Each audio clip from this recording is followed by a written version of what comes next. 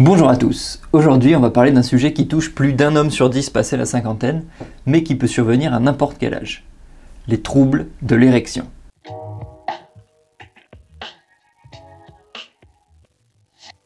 Il y a de fortes chances pour que ça nous arrive au moins une fois dans notre vie. Donc aujourd'hui on va essayer de comprendre d'où ça peut venir et quoi faire si jamais ça nous arrive. Ah, et avant que vous quittiez cette vidéo en vous disant « Oui, mais j'ai jamais eu de problème d'érection, donc ça me regarde pas » ou encore « J'ai même pas de pénis, donc qu'est-ce que j'en ai à faire ?» Si, cette vidéo concerne tout le monde, puisqu'ensemble on va voir comment prévenir ce genre de problème et le rôle que le ou la partenaire a à jouer là-dedans. Mais avant de commencer, il faut bien faire la différence entre d'un côté les pannes d'érection temporaires qui sont tout à fait banales et souvent liées au stress, à la fatigue ou à une soirée trop arrosée, et d'un autre côté les problèmes d'érection. On parle de problèmes quand ça dure plus de 3 mois et que ça se répète à chaque relation sexuelle. Quoi qu'il en soit, et peu importe dans quelle catégorie vous vous trouvez, sachez qu'il existe tout un tas de solutions à ce genre de problème. Donc surtout, on ne panique pas. Et je vous propose qu'on ferme tous ensemble les yeux en se tenant main dans la main pour aborder ce sujet de manière parfaitement détendue. Bon, et pour trouver une solution, il faut déjà identifier les causes du problème. Donc c'est le moment où vous prenez un crayon et un calepin et vous cochez toutes les cases dans lesquelles vous vous retrouvez.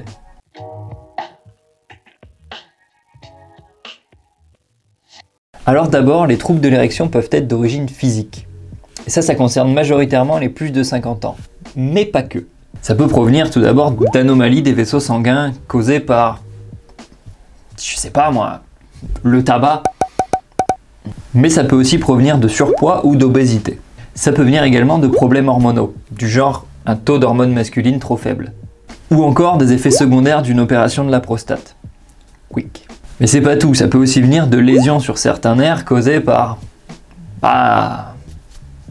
je sais pas moi, l'alcool. Et enfin, ça peut provenir d'un problème de moelle épinière.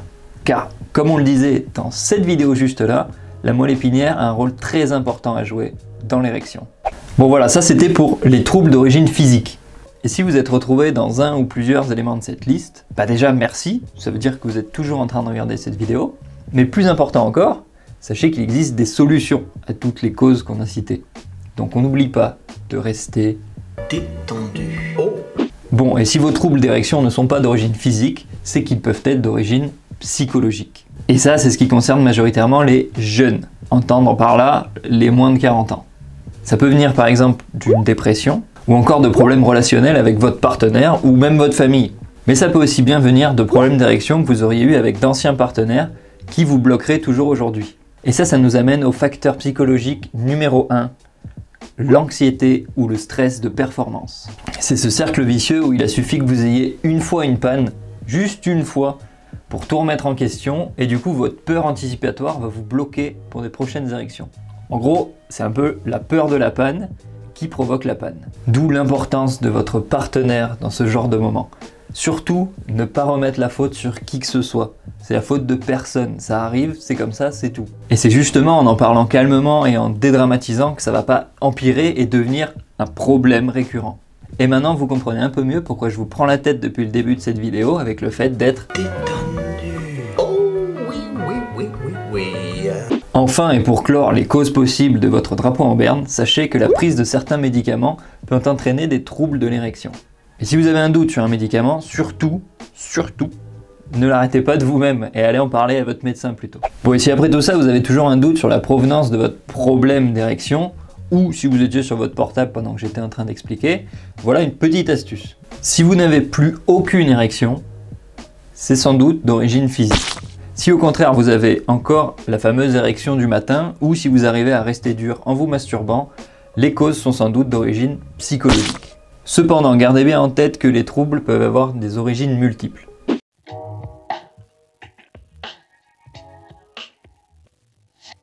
Bon, la première solution, on l'a déjà évoqué, c'est le dialogue avec votre partenaire et surtout ne pas dramatiser.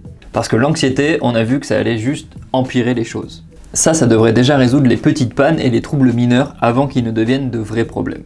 Ensuite, et parce que vous êtes super sympa, je vais vous donner la recette miracle pour en finir avec la majorité des troubles de l'érection.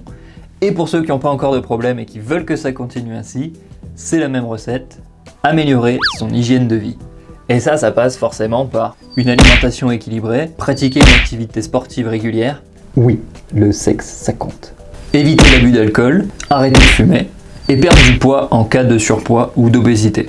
Alors là, moi je suis comme vous, hein. Je me dis, oula, c'est pas possible, c'est beaucoup trop d'un coup. Et ouais, c'est vrai que c'est beaucoup d'un coup, mais peut-être pourquoi pas commencer par atteindre un ou deux de ces objectifs en tant que premier pas, puis aller vers un deuxième pas, un troisième pas, enfin voilà, petit à petit quoi. En plus, c'est pas dur à oublier puisque ce sont les messages que l'État français nous rabâche sans arrêt. C'est comme si la France voulait que vous ayez la Gaule. Bon, et si tout ça n'a pas suffi, passons à la vitesse supérieure, les solutions non médicamenteuses comme le cock ring. Et aujourd'hui, on va faire des travaux pratiques. Alors, comment ça marche, ce petit objet magique? Déjà, il faut savoir qu'il en existe de plein de sortes différentes, et ça, on en a parlé dans cette vidéo, pas toujours pareil. Bref, ce petit anneau est censé garder le sang à l'intérieur de votre pénis pour que l'érection dure plus longtemps, ou qu'elle dure tout court, en fait, finalement. Et ça peut se placer à plusieurs endroits différents. Ça peut se placer, par exemple, hop, juste avant les bourses, ou bien ça peut se placer après les bourses, tout simplement. Même principe, hop, on tire un peu, l'une après l'autre, et nous dit voilà. Donc ça va marcher dans le cas où vous arrivez à déclencher une érection en vous masturbant par exemple, même si celle-ci ne dure pas longtemps.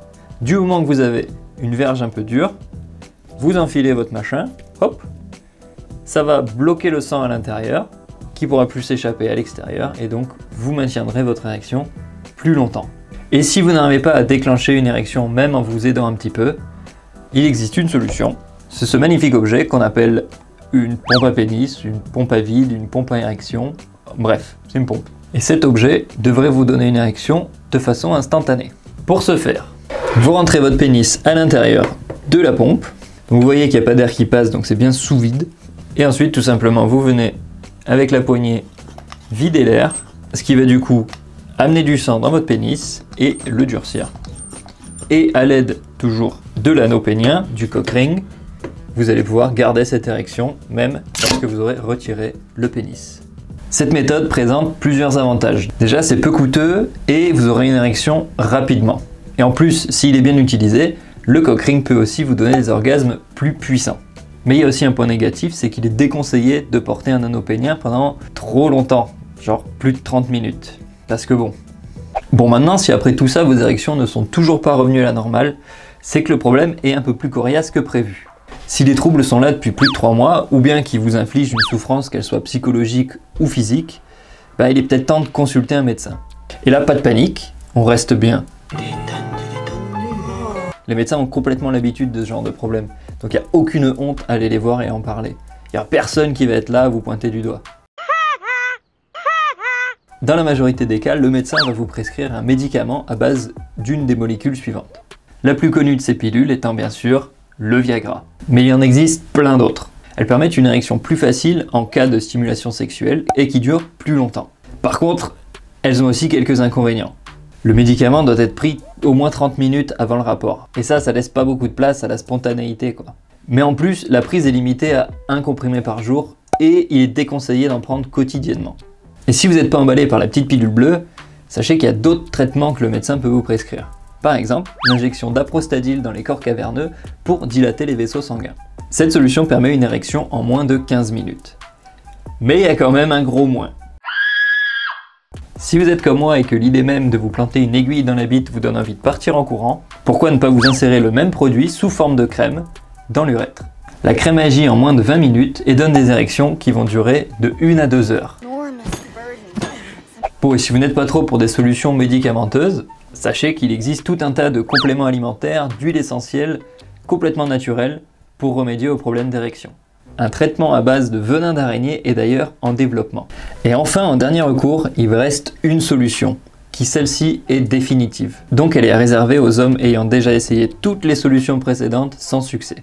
Il s'agit des implants péniens.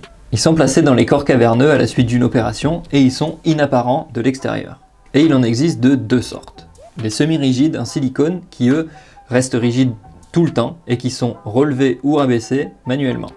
Et d'un autre côté, les implants gonflables, qui sont de petits compartiments creux qui peuvent être gonflés grâce à une pompe à eau située dans les bourses. Alors les plus forcément, c'est que l'érection est instantanée et à volonté.